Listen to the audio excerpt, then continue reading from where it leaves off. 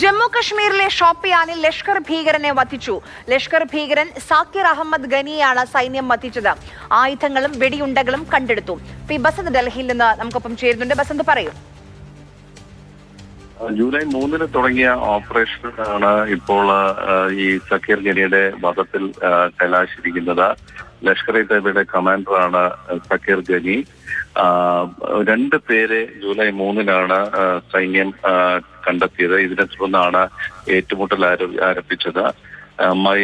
സക്കീർ ഗനിയുടെ മൃതദേഹം കണ്ടെടുത്തിട്ടുണ്ട്.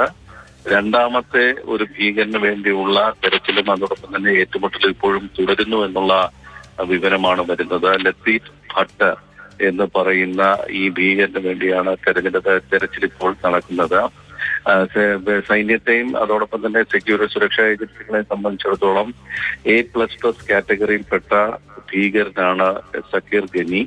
നിരവധി സേനയ്ക്ക് നേരെയുള്ള ആക്രമണങ്ങൾക്കും വധത്തിലുമൊക്കെ നേതൃത്വം നൽകിയതാണ് സക്കീർ ഗനി. ലഷ്കർ ഇ തയ്യബയുടെ ഏറ്റവും ഉയർന്ന ശ്രേണിയിൽപ്പെട്ട ആളാണ്.